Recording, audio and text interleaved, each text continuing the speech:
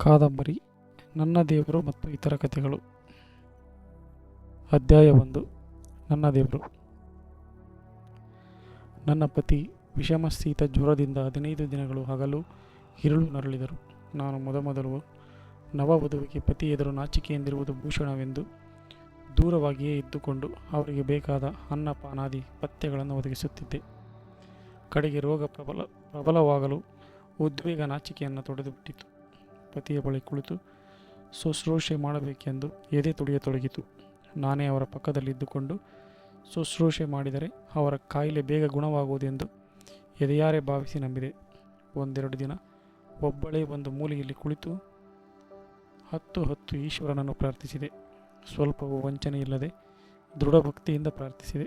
ಆದರೆ ಕಾಯಿಲೆ ಇನ್ನೂ ಉಗ್ರ ಸ್ಥಿತಿಗೇರಿತು.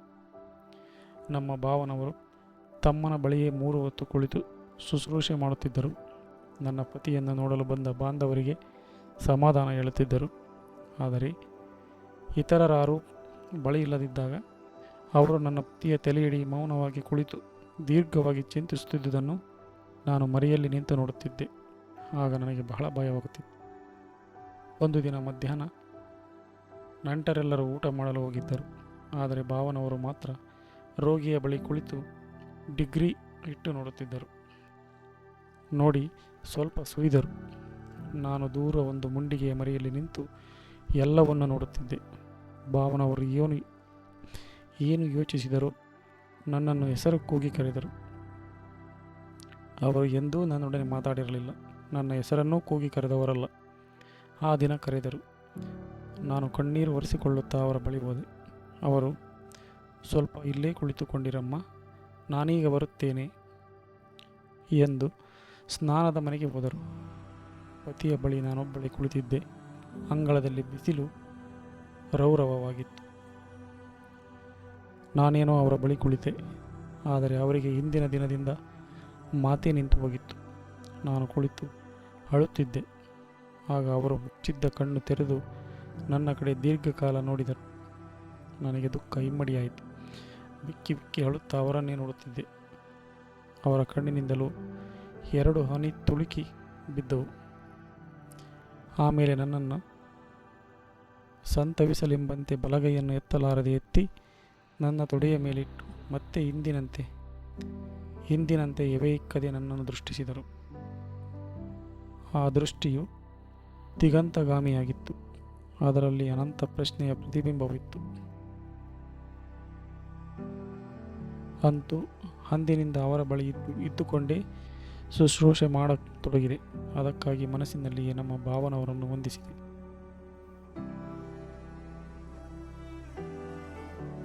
ಹದಿಮೂರನೆಯ ದಿನ ರಾತ್ರಿ ಕಾಯಿಲೆ ಜೋರಾಯಿತು. ಬಂದ ನೆಂಟರೆಲ್ಲರೂ ಅಳತೊಡಗಿದರು. ಹುಡುಗಿಯಾದ ನಾನು ಎದೆ ಬಡಿದುಕೊಂಡು ಅಳತೊಡಗಿದೆ. ಆದರೆ ನಮ್ಮ ಭಾವನವರು ನೀರವವಾಗಿ ಕುಳಿತಿದ್ದರು. ರೋಗಿಯ ಶುಶ್ರೂಷೆಯನ್ನು ಮಾತ್ರ ಎಂದಿನಂತೆ ಅನುದ್ವಿಗ್ನ ಮನಸ್ಕರಾಗಿ ಮಾಡುತ್ತಲೇ ಇದ್ದರು. ನಮ್ಮ ಹಳ್ಳಿ ಬೆಟ್ಟ ಕಾಡುಗಳ ನಡುವೆ ಇರುವ ಒಂದೇ ಮನೆ. ಆಸ್ಪತ್ರೆ ಇರುವುದು 4-5 ಮೈಲಿಗಳಾಚೆ. ಡಾಕ್ಟರನ್ನು ಕರೆತರಲು ಒಬ್ಬಾಳು ಹೋದನು. ರಾತ್ರಿ 3 ಗಂಟೆಯ ಹೊತ್ತಿಗೆ ಡಾಕ್ಟರ್ ಬಂದರು. ಅವರು ಬರಲು ನಮಗೆಲ್ಲ ಧೈರ್ಯವಾಯಿತು. ನೆಂಟರೆಲ್ಲ ಅಳುವುದನ್ನು ನಿಲ್ಲಿಸಿದರು. ನಾನು ಮೆಲ್ಲಗೆ ರೋಧಿಸತೊಡಗಿದೆ. ಡಾಕ್ಟರು ರೋಗಿಯನ್ನು ಪರೀಕ್ಷೆ ಮಾಡಿ ನಮ್ಮ ಭಾವನವರೊಡನೆ ಇಂಗ್ಲೀಷಿನಲ್ಲಿ ಮೃದು ಸ್ವರದಿಂದ ಏನನ್ನೋ ಹೇಳಿದರು. ನನಗಿದ್ದ ಭೀತಿ ಮತ್ತೂ ಹೆಚ್ಚಿತು. ಕಡೆಗೆ ಸೂಜಿ ಮದ್ದು ಕೊಟ್ಟು ಭಾವನವರೊಡನೆ ಇಂಗ್ಲೀಷಿನಲ್ಲಿಯೇ ಮಾತಾಡಿ ಡಾಕ್ಟರ್ ಹೊರಟು ಹೋದರು. ಮರುದಿನ ರೋಗ ಇನ್ನೂ ವಿಷಮವಾಯಿತು. ಆ ದಿನವೆಲ್ಲ ನನಗೆ ಸೂಜಿಯ ಮನೆಯ ಮೇಲೆ ನಿಂತಂತಿತ್ತು. ಕಡೆಗೆ ಬೈಗಾಯಿತು, ಕತ್ತಲಾಯಿತು.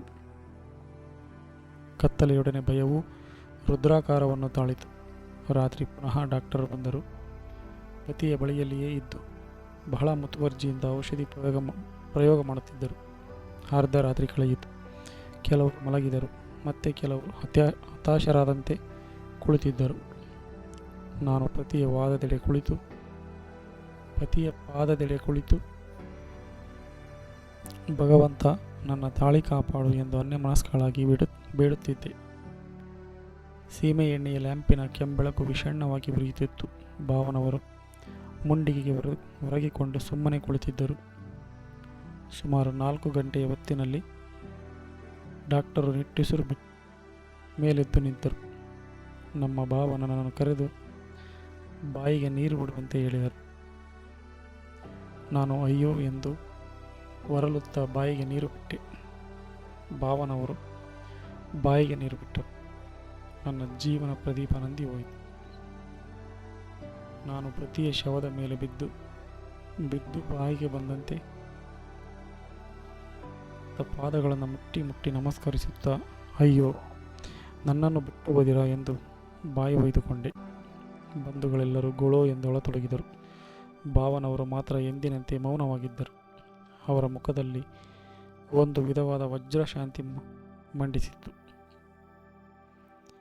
ಸೀಮೆ ಎಣ್ಣೆಯ ದೀಪ ಮಾತ್ರ ತನ್ನ ಪ್ರೇತ ಜ್ಯೋತಿಯನ್ನು ಎಂದಿನಂತೆ ಬೀರುತ್ತಲೇ ಇತ್ತು. ಮರುದಿನ ಸ್ಮಶಾನದಲ್ಲಿ ನನ್ನ ಕೈ ಬಳೆ ಹೊಡೆದರು. ನನ್ನ ಮೈ ಮೇಲಿದ್ದ ಆಭರಣಗಳನ್ನೆಲ್ಲ ತೆಗೆದರು. ಮಂಗಲಸೂತ್ರ ಬಿಚ್ಚಿದರು. ನನ್ನ ಕಣ್ಣೆದುರಿನಲ್ಲಿಯೇ ಅಗ್ನಿದೇವನು ನನ್ನ ಪ್ರಿಯಪತಿಯ ದೇಹವನ್ನು ತನ್ನ ಭೀಮಾಜ್ವಾಲ ಜಿವ್ವೆಗಳಿಂದ ನುಂಗಿಕೊಂಡನು. ನಾನು ಮಾವನ ಮನೆಗೆ ಬಂದ ಒಂದೇ ವರ್ಷದಲ್ಲಿಯೇ ನನ್ನ ಸಕಲ ಸೌಭಾಗ್ಯವೂ ಬರಿದಾಯಿತು. ನನಗಾಗ 15 ತುಂಬಿತ್ತು. ನಾನು ಒಂದು ಕತ್ತಲೆ ಕೋಣೆಯಲ್ಲಿ ಕುಳಿತು ಅಳತೊಡಗಿದೆ. ಜನರು ಬಂದು ಎಷ್ಟೆಷ್ಟೋ ಸಮಾಧಾನ ಹೇಳುತ್ತಿದ್ದರು. ಬಂಧುಗಳು ಬಂದು ಅಳುತ್ತಾ ಅಳಬೇಡ ಎಂದು ನನಗೆ ಬೋಧಿಸುತ್ತಿದ್ದರು.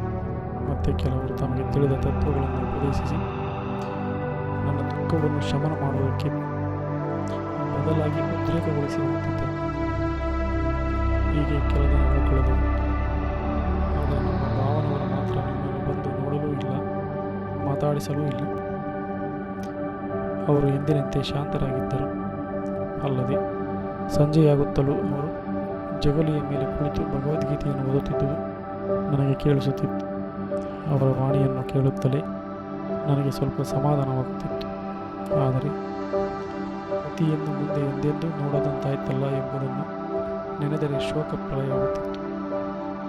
ಅಂತೂ ಅಳುವುದೊಂದೇ ನನ್ನ ಉದ್ಯೋಗವಾಯಿತು. ನಮ್ಮ ಭಾವನವರಿಗೆ ಆಗ 27 ವಯಸ್ಸಾಗಿತ್ತು. ನನ್ನ ಪತಿಗಿಂತ ಅವರು 3 ವರ್ಷ ಹಿರಿಯರಾಗಿದ್ದರು. ಅವರಿಗೆ ಮದುವೆಯಾಗಲಿಲ್ಲ.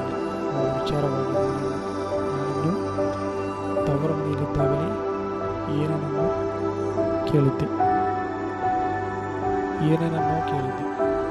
ಕೆಲವರು ಅವರ ತಲೆ ಕೆಟ್ಟು ಹೋಗಿದೆ ಎನ್ನುವರು. ಕೆಲವರು ಅವರಿಗೆ ಒಂದು ತರಹದ ಹುಚ್ಚು ಎಂದು ಕರುಣೆಯಿಂದ ಹೇಳುವರು. ಮತ್ತೆ ಕೆಲವರು ಅವರ ತರ್ಕಶಾಸ್ತ್ರವನ್ನು ಮಿತಿ ಮೀರಿ ಓದಿದ್ದರಿಂದ ಮೆದುಳು ಮಂದವಾಗಿದೆ ಎನ್ನುವರು. ಇನ್ನು ಕೆಲವರು ಶೂದ್ರರಾದರೂ ಉಪನಿಷತ್ತು, ವೇದ, ಭಗವದ್ಗೀತೆ ಇವುಗಳನ್ನು ಅಧ್ಯಯನ ಮಾಡಿದುದರಿಂದ ತಗುಲಿ ಹಾಗಾಗಿದೆ ಎಂದು ಉಪನ್ಯಾಸ ಮಾಡುವರು. ಇಲ್ಲಿಯೂ ಸ್ವಲ್ಪ ಜನರು ಮಾತ್ರ ಅವರು ಬಹಳ ದೊಡ್ಡವರು, ದೈವಾಂಶದವರು ಎಂದು ಪ್ರಶಂಸೆ ಮಾಡುತ್ತಿದ್ದರು. ತರಳೆಯಾದ ನನಗೆ ಏನು ತಿಳಿಯುತ್ತಿಲ್ಲ. ಅವರನ್ನು ಓದುತ್ತಿದ್ದುದು 4ನೇ ತರಗತಿಯಲ್ಲಿ. ಮತ್ತು ಅವರಲ್ಲಿ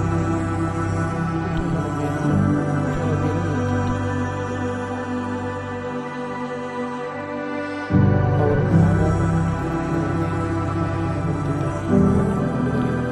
ನಮಗಿಂತ ಹೆಚ್ಚೇನು ಹೆಚ್ಚಾಗಿದ್ದಂತೆ ತೋರುತ್ತಿರುವುದು. ಅಲ್ಲದೆ ನಾನು ನೋಡಿದ ಇತರರಲ್ಲಿಯೂ ಅವರಲ್ಲಿದ್ದ ತೇಜಸ್ಸು ಇರಲಿಲ್ಲ. ಅವರ ಮಾತುಕತೆ ಎಂದರೆ ಅವರನ್ನು ಹುಚ್ಚರೆಂದು ಭಾವಿಸಿದ್ದವರಿಗೂ ಕೂಡ ಕೇಳಲು ಬಹಳ ಇಷ್ಟ. ಮಕ್ಕಳೊಡನೆ ಅವರು ಹಸು ಮಕ್ಕಳಂತೆ ಆಡುವ ದೊಡ್ಡವರೊಡನೆ ಎಷ್ಟು ಗಹನವಾದ ತತ್ವಗಳನ್ನಾದರೂ ಸುಲಭವಾಗಿ ಮಾತನಾಡುವರು. ಬಡವರೊಡನೆ ಅವರ ಕಷ್ಟ ಸುಖಗಳನ್ನು ಸಾವಧಾನವಾಗಿ ಕೇಳುವರು. ಆದ್ದರಿಂದಲೇ ಅವರಲ್ಲಿ ನನಗೆ ಮೊದಲಿನಿಂದಲೂ ಉತ್ಸಾಹ. ಅವರು ಬೆಂಗಳೂರಿನಲ್ಲಿ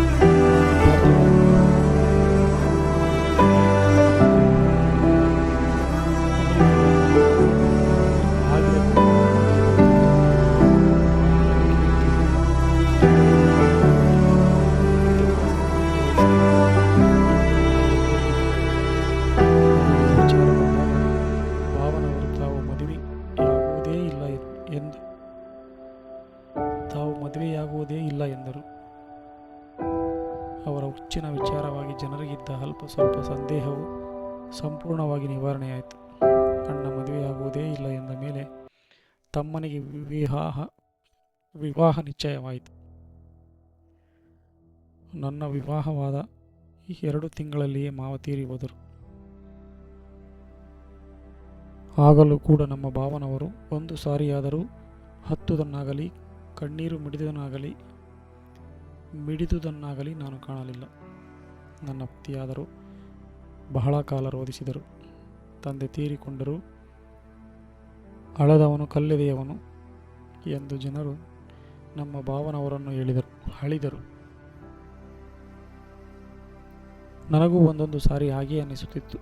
ಆದರೆ ಅವರನ್ನು ನೋಡಿದರಾಗಲಿ ಅವರ ಮಾತುಗಳನ್ನು ಕೇಳಿದರಾಗಲಿ ಜನರೊಡನೆ ಅವರು ನಡೆಸುತ್ತಿದ್ದ ವ್ಯವಹಾರದಲ್ಲಿ ಆಗಲಿ ಅವರು ಬಹಳ ಮೆಲ್ಲೆದೆಯವರೆಂದು ತೋರದೇ ಇರುತ್ತಿರಲಿಲ್ಲ. ಹಾಗೆ ನೋಡಿದರೆ ನನ್ನ ಪತಿಯೇ ಅವರಿಗಿಂತಲೂ ಎಷ್ಟೋ ಕಠಿಣ ಸ್ವಭಾವದವರೆಂದು ಹೇಳಬಹುದಾಗಿತ್ತು. ನಮ್ಮ ಭಾವನವರಿಗೆ ನನ್ನ ಪತಿಯಲ್ಲಿ ಬಹಳ ಪ್ರೀತಿ, ಬಹಳ ಸಲುಗೆ, ಬಹಳ ಆದರ.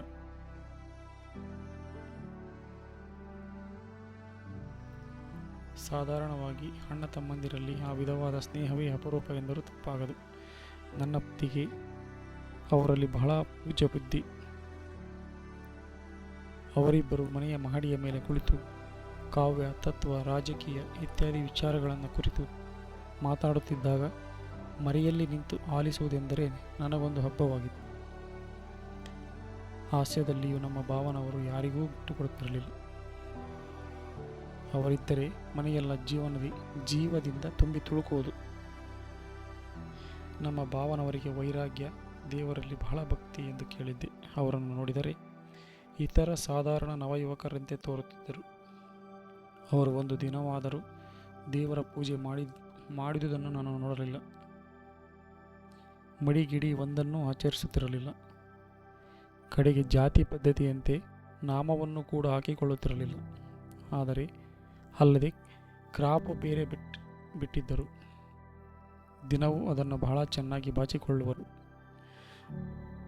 ಮುಂಗುರುಳುಗಳು ಸುರುಳಿಯಾಗಿ ಕೆನ್ನೆ ಹಣೆಗಳ ಮೇಲೆ ನಲಿದಾಡುವುದನ್ನು ನಾನು ಎಷ್ಟೋ ಸಾರಿ ನೋಡಿ ಆನಂದ ಪಡುತ್ತಿದ್ದೆ. ಉಡುಗೆಯಲ್ಲಿಯೂ ವೈರಾಗ್ಯದ ಚಿಹ್ನೆ ಸ್ವಲ್ಪವೂ ತೋರುತ್ತಿರಲಿಲ್ಲ. ಅವರು ಬೆಲೆಯುಳ್ಳ ಬಟ್ಟೆಗಳನ್ನೇನೋ ಧರಿಸುತ್ತಿರಲಿಲ್ಲ ನಿಜ. ಆದರೆ ಅವರ ಉಡುಗೆಯ ಸರಳತೆ ಶರತ್ಕಾಲದ ಬೆಳ್ಳಮುಗಿಲಿನ ನಡುವೆ ಬೆಳಗುವ ತಾರಾನಾದನ ಸರಳತೆಯಂತೆ ಮಧುರ ಮನೋಜ್ಞವಾಗಿರುತ್ತಿತ್ತು. ಸಾಲದ್ದಕ್ಕೆ ಬೇರೆ ಕೆಲವು ಸಾರಿ ನಾಸ್ತಿಕರಂತೆ ಮಾತನಾಡುವರು. ಬ್ರಹ್ಮ, ವಿಷ್ಣು, ಈಶ್ವರ ಇವರನ್ನೆಲ್ಲ ಹಾಸ್ಯ ಮಾಡುವರು. ಸ್ವರ್ಗ ನರಕಗಳನ್ನು ಹೀಯಾಳಿಸಿ ಅವುಗಳಿಲ್ಲವೆಂದು ಹೇಳಿದರು. ಅಂತೂ ನಮ್ಮ ಭಾವನೆಗಳು ನಮಗೆಲ್ಲ ಒಂದು ದೊಡ್ಡ ಸಮಸ್ಯೆಯಾಗಿದ್ದರು. ನನ್ನ ಪತಿಯೊಬ್ಬರಿಗೆ ಮಾತ್ರ ಅವರು ಅರ್ಥವಾಗುತ್ತಿದ್ದರೆಂದು ತೋರುತ್ತದೆ. ಮನೆಗೆ ಸ್ವಲ್ಪ ದೂರದಲ್ಲಿ ಒಂದು ಎತ್ತರವಾದ ಸ್ಥಳವಿದೆ. ಸುತ್ತಲೂ ಕಾಡುಗಳಿವೆ. ನಡುವೆ ದೊಡ್ಡ ಬಂಡೆ. ಕೂತುಕೊಳ್ಳಲು ಬಹಳ ಸುಖಕರವಾಗಿದೆ. ಅಲ್ಲಿಗೆ ನನ್ನ ಪತಿಯು ಭಾವನವರು ಎಷ್ಟೋ ಸಾರಿ ಹೋಗುತ್ತಿದ್ದರು. ಇನ್ನೆಷ್ಟೋ ಸಾರಿ ಭಾವನವರೊಬ್ಬರೇ ಅಲ್ಲಿ ಕುಳಿತು ಧ್ಯಾನ ಮಾಡುತ್ತಿದ್ದರೆಂದು ಕಂಡವರು ಹೇಳುತ್ತಿದ್ದರು. ಅಂತೂ ಅವರ ಕಣ್ಣಿನ ಕಾಂತಿ, ಅವರ ಮುಖದ ತೇಜಸ್ಸು ಇವುಗಳೇನೋ ನನಗೆ ಅನ್ಯಾದೃಶ್ಯವಾಗಿದ್ದವು. ಒಂದು ಇಂಪಿನ ಕೀರ್ತನೆಯಂತೆ ಮನೋಹರವಾಗಿದ್ದರು, ಪವಿತ್ರವಾಗಿದ್ದರು. ನನ್ನ ಪತಿಯಲ್ಲಿ ನನಗೆಷ್ಟು ಪ್ರೇಮವಿತ್ತು, ನಮ್ಮ ಭಾವನವರಲ್ಲಿ ನನಗಷ್ಟೇ ಭಕ್ತಿ ಇತ್ತು.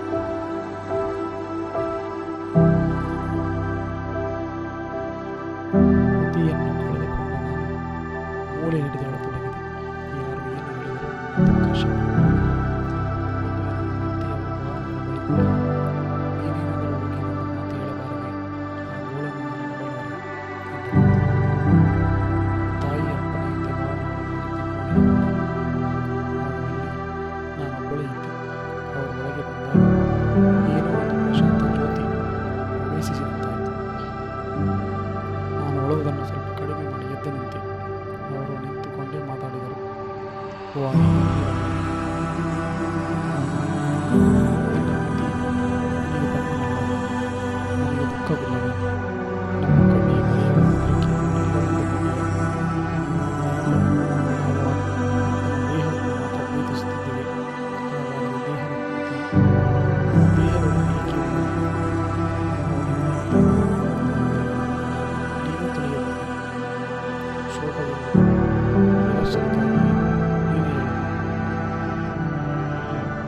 ಇಂದಲ್ಲ ನಾಳೆ ನಾವೆಲ್ಲರೂ ಅವನ ಬದಲಿಗೆ ಹೋಗಬೇಕಷ್ಟೇ.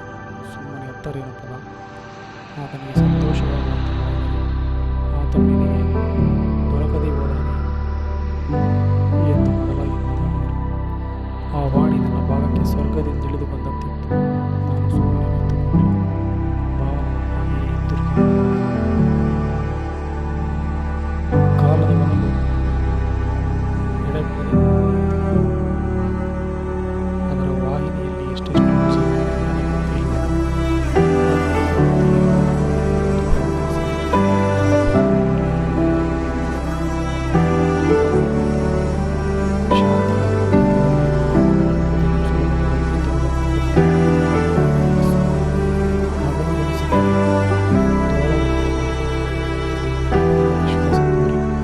ಆಗಾಗ ನನ್ನೊಡನೆ ಒಂದೆರಡು ಮಾತುಕತೆ ಆಡುತ್ತಿದ್ದರು. ನಾನು ಅವರೊಡನೆ ಸಲುಗೆಯಿಂದ ವರ್ತಿಸತೊಡಗಿದೆ. ಅವರು ಹಾಡುತ್ತಿದ್ದರೆ ಕುಳಿತು ಕೇಳುತ್ತಿದ್ದೆ. ಅವರು ಕಾವ್ಯಗಳನ್ನು ಓದುತ್ತಿದ್ದರೆ ಸಾವಿತ್ರಿ, ಸೀತೆ ಮೊದಲಾದವರ ವಿಚಾರವಾಗಿ ಓದಿ ಎಂದು ಕೇಳುತ್ತಿದ್ದೆ. ಅನೇಕ ಸಾರಿ ದೇವರು, ಆತ್ಮ, ಜನ್ಮಾಂತರ, ಕರ್ಮ, ನೀತಿ, ಧರ್ಮ ಇಂತಹ ಗಹನ ವಿಷಯಗಳನ್ನು ನನ್ನ ಗ್ರಾಮ್ಯ ಬುದ್ಧಿಗೆ ಅಂಟುವಂತೆ ಸಾವಧಾನದಿಂದ ತಿಳಿಸುತ್ತಿದ್ದರು. ನಾನು ಏನನ್ನಾದರೂ ಓದುತ್ತಾ ಅರ್ಥವಾಗದಿದ್ದರೆ ಅವರನ್ನು ಕೇಳಿ ಸಂಶಯ ಪರಿಹಾರ ಮಾಡಿಕೊಳ್ಳುತ್ತಿದ್ದೆ. ಅವರೊಡನೆ ಅಲ್ಲದೆ ಇನ್ನಾರೊಡನೆಯಾದರೂ ನಾನು ಹಾಗೆ ವರ್ತಿಸಿದ್ದರೆ ಅಪವಾದಕ್ಕೀಡಾಗದೇ ಇರುತ್ತಿರಲಿಲ್ಲ. ಆದರೆ ಆ ಸೂರ್ಯನಲ್ಲಿ ಕಳಂಕವನ್ನು ಆರೋಪಿಸಲು ಯಾರಿಗೆ ತಾನೇ ಧೈರ್ಯ?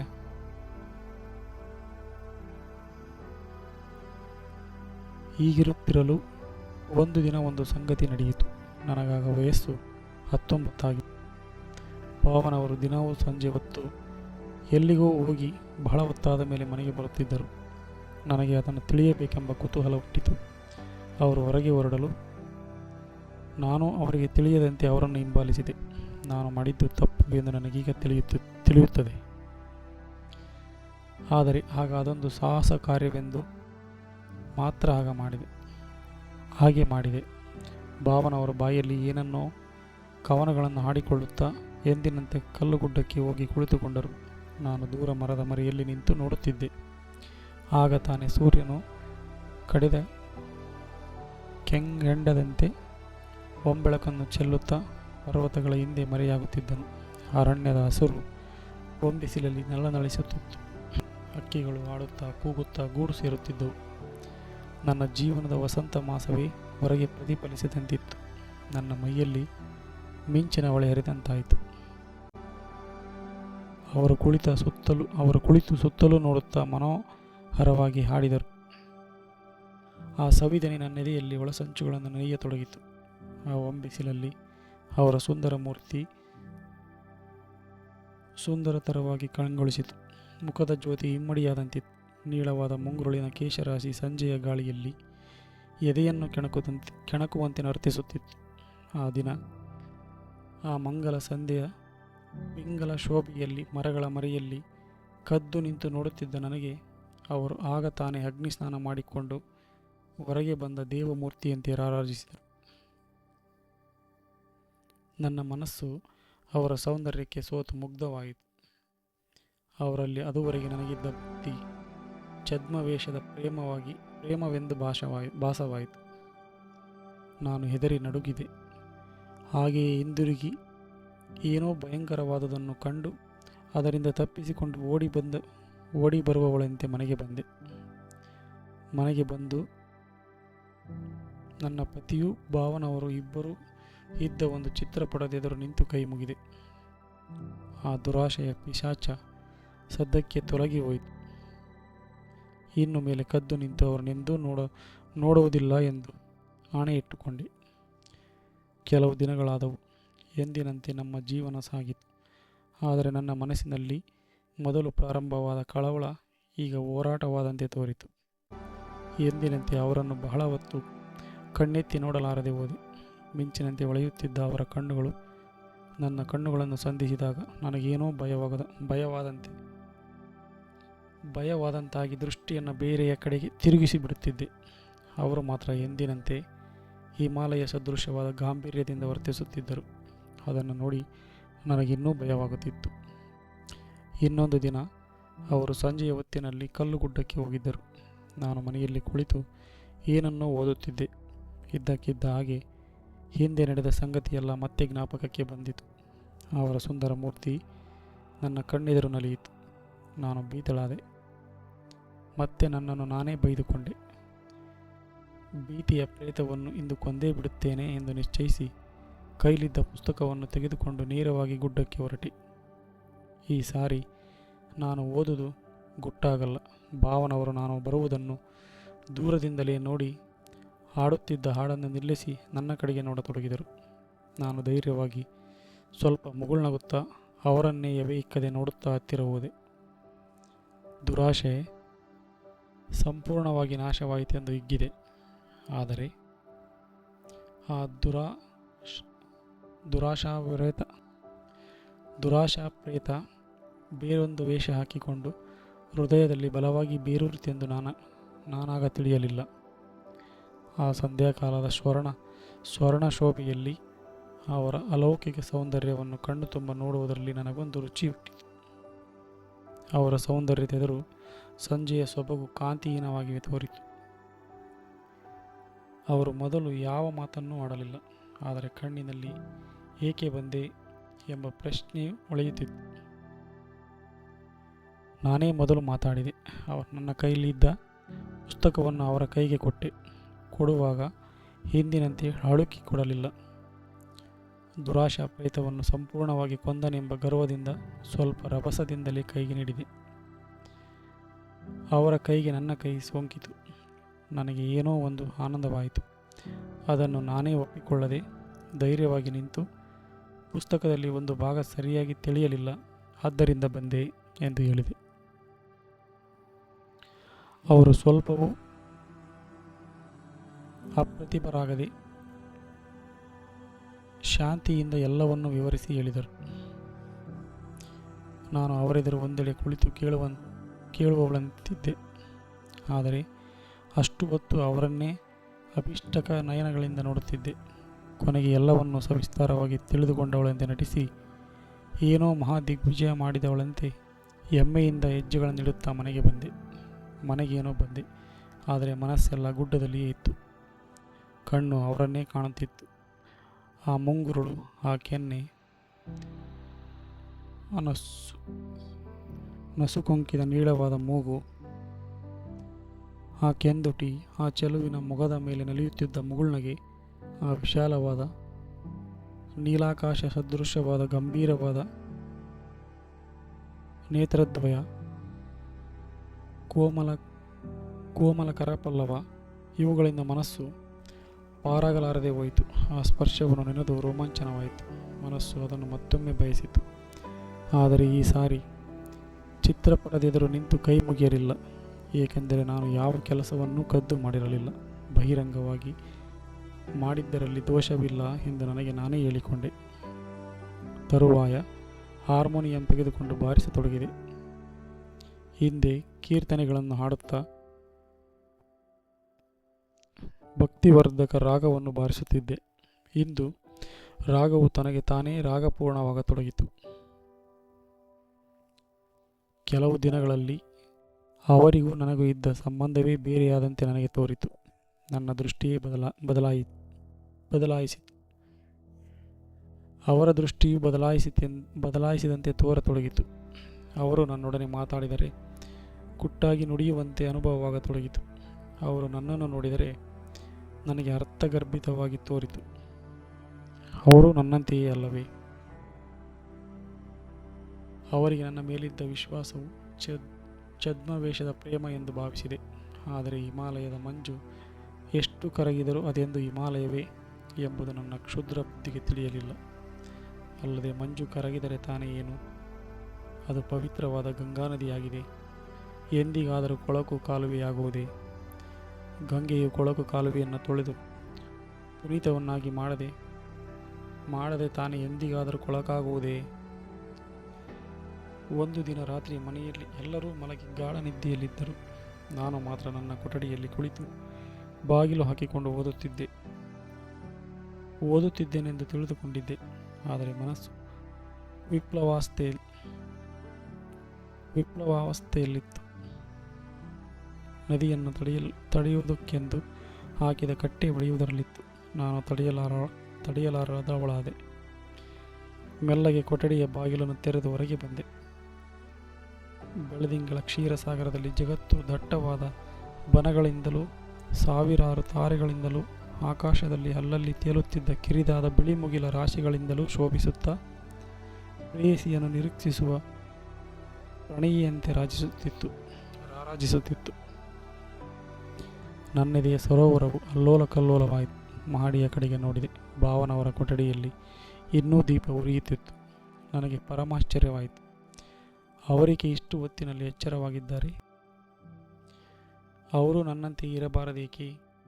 ನನಗಾಗಿ ಕಾಯುತ್ತಿರುವವರೆಂದು ನಿರ್ಣಯಿಸಿದೆ. ಅವರ ಕೊಠಡಿಯಲ್ಲಿ ದೀಪವಾರಿದ್ದ ಪಕ್ಷದಲ್ಲಿ ಮರಳಿ ಹೋಗಿ ಮಲಗಿಕೊಳ್ಳುತ್ತಿದ್ದೆ. ಮರಳಿ ನನ್ನ ಕೋಣೆಗೆ ಬಂದೆ. ಮೈ ಬೆವರುತ್ತಿತ್ತು. ದೇಹ ಸ್ವಲ್ಪ ನಡುಗುತ್ತಿತ್ತು. ಮನಸ್ಸು ಹುಚ್ಚಾಗಿತ್ತು. ವಿವೇಕ, ಅವಿವೇಕ, ಮಾನ, ಅವಮಾನ, ಪಾಪ, ಪುಣ್ಯ ಯಾವುದರ ಗೊಡವೆಯೂ ಅದಕ್ಕೆ ಬೇಕಾಗಿರಲಿಲ್ಲ. ಕಡು ಬೇಸಿಗೆಯ ಸುಡು ಬಿಸಿಲಿನಲ್ಲಿ ಒಣಗಿದ ಬಿದಿರು ಮೆಳೆಗೆ ಬೆಂಕಿ ಬಿದ್ದಂತೆ ನನ್ನ ಚಿತ್ತದಲ್ಲಿ ರಾಗೋದ್ರೇಕವು ಭೀಷಣವಾಗಿತ್ತು. ಧರ್ಮ ಬುದ್ಧಿ ಕುರುಡಾಯಿತು. ಮರ್ದನ ಮಾಡಿದ್ದೇನೆಂದು ತಿಳಿದಿದ್ದ ದುರಾಶಾ ಪ್ರೇತವು ಮಣಿಗಣಭೂಷಿತವಾದ ಸರ್ವರಾಜನ ಸುಂದರ ಗಣಮಂಡಲದಂತೆ ನನ್ನನ್ನು ಮನಮೋಹಿಸಿ ಆಕರ್ಷಿಸಿತು.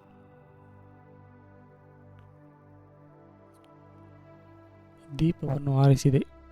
ಓದಿ ಇಟ್ಟಿದ್ದ ಪುಸ್ತಕವನ್ನು ಕೈಲಿ ತೆಗೆದುಕೊಂಡೆ. ಅಭಿಷ್ಟವು ಸಿದ್ಧಿಸದಿದ್ದರೆ ದುರಾಭಿಸಂಧಿಯನ್ನಾದರೂ ಮರೆ ಮಾಡುವುದೆಂದು ಪುಸ್ತಕವನ್ನು ಕೈಲಿ ತೆಗೆದುಕೊಂಡೆ. ಮಹಡಿಯ ಮೆಟ್ಟಲುಗಳನ್ನು ಸದ್ದಾಗದಂತೆ ಹತ್ತಿದೆ. ಸುತ್ತಲೂ ಕಿವಿಗೊಟ್ಟು ಆಲಿಸಿದೆ. ಎಲ್ಲಿಯೂ ಮೌನ. ಎದೆ ಒಡೆದುಕೊಳ್ಳುತ್ತಿತ್ತು. ಬೆವರು ಸುರಿಯುತ್ತಿತ್ತು. ಬಿಸು ಸೊಯ್ಲು ಬಿರುಸಾಯಿತು. ಹೆಜ್ಜೆ ಹೆಜ್ಜೆಗೂ ಬೇಡ ಬೇಡ ಎಂದುಕೊಂಡೆ. ಹಾಗೆಂದುಕೊಳ್ಳುತ್ತಲೇ ಮುಂದುವರೆದೆ. ಕೊಠಡಿಯ ಬಾಗಿಲು ಮುಚ್ಚಿತ್ತು. ಅದರ ಸಂದಿಯಿಂದ ದೀಪದ ಕಿರಣವೊಂದು ಹೊರಗೆ ಬಂದು ಜ್ಯೋತಿಸೂತ್ರದಂತೆ ರಂಜಿಸುತ್ತಿತ್ತು. ಅದು ಬೇಡ ಬೇಡ ಎಂದು ಹೇಳುವ ಧರ್ಮಬುದ್ಧಿಯಂತೆ ತೋರಿತು. ಆದರೆ ಸುತ್ತಲಿರುವ ಕತ್ತಲೆ ಅಧರ್ಮ ಬುದ್ಧಿಯಂತೆ ಎದರಬೇಡ ಮುಂದೆ ನಡೆ ಎನ್ನುವಂತೆ ತೋರಿತು. ಬಾಗಿಲನ್ನು ಸೇರಿ ನಿಂತೆ. ತಡ ಮಾಡಿದರೆ ಎಲ್ಲಿ ಧರ್ಮಬುದ್ಧಿಯೇ ಜಯಿಸಿಬಿಡುವುದು ಎಂದು ಹೆದರಿ ಬಾಗಿಲನ್ನು ನೂಕಿದೆ. ಬಾಗಿಲು ತೆರೆಯಿತು. ಭಾವನವರು ಕುರ್ಚಿಯ ಮೇಲೆ ಕುಳಿತು ಮೇಜಿನ ಮೇಲಿದ್ದ ದೀಪದ ಬೆಳಕಿನಲ್ಲಿ ಮನಸ್ಸಿನಲ್ಲಿಯೇ ಓದಿಕೊಳ್ಳುತ್ತಿದ್ದರು. ಓದುವುದರಲ್ಲಿ ಮಗ್ನರಾಗಿದ್ದರು. ಬಾಗಿಲು ತೆರೆದುದನ್ನು ಗಮನಿಸಲಿಲ್ಲ. ನಾನು ಅಯ್ಯೋ, ನಾನೇಕೆ ಬಂದೆ, ಏನು ಕೆಲಸ ಮಾಡಿದೆ ಎಂದುಕೊಂಡೆ. ಮತ್ತೆ ಧೈರ್ಯ ತಂದುಕೊಂಡು ಕೈಲಿದ್ದ ಪುಸ್ತಕವನ್ನು ಅವರು ಕಾಣುವಂತೆ ಮುಂದೆ ಕಾಣುವಂತೆ ಹಿಡಿದುಕೊಂಡು ಒಳಗೆ ಹೋದೆ. ಅವರು ಓದುವುದನ್ನು ನಿಲ್ಲಿಸಿ ಮೆಲ್ಲಗೆ, ಬಹುಮೆಲ್ಲಗೆ, ಅತ್ಯಂತ ನಿಧಾನವಾಗಿ ತಲೆ ಎತ್ತಿದರು. ನೋಡಿದೆ. ಇದೇನು? ನಮ್ಮ ಭಾವನವರಲ್ಲ. 4 ವರ್ಷಗಳ ಹಿಂದೆ ಮುಕ್ತರಾಗಿ ಹೋದ ನನ್ನ ಪತಿ. ಅದೇ ಮುಖ, ಅದೇ ಕಣ್ಣು, ಅದೇ ಕ್ರಾಪ್. ಸ್ವಲ್ಪ ನಗುತ್ತಿದ್ದಾರೆ. ಇಲ್ಲ, ಹಲ್ಲು ಕಡಿಯುತ್ತಿದ್ದಾರೆ. ನಾನು ಮರವಟ್ಟು ಹೋದೆ. ನನ್ನ ಪತಿಯಲ್ಲ, ನನ್ನ ದೇವರು, ಭಾವನವರು ಎಂದು ತಿಳಿಯಲು ಬಹಳ ಪ್ರಯತ್ನಪಟ್ಟೆ. ಆಗಲಿಲ್ಲ. ಪುನಃ ನೋಡಿದೆ. ನನ್ನ ಪತಿ ಮೆಲ್ಲಗೆ ಕುರ್ಚಿಯಿಂದ ಎದ್ದರು. ಇದ್ದಕ್ಕಿದ್ದಂತೆ ಆಕಾರವು ವಿಕಾರವಾಯಿತು. ಅಸ್ಥಿಪಂಜರದಂತಾಯಿತು. ನನಗೆ ಸಿಡಿಲು ಬಡಿದಂತಾಗಿ ಅಯ್ಯೋ ಭಾವ ಭಾವ ಎಂದು ಕೂಗಿಕೊಂಡು ಬಿದ್ದು ಮೂರ್ಛೆ ಹೋದೆ. ಮುಂದೇನಾಯಿತು ನನಗೆ ತಿಳಿಯಲಿಲ್ಲ.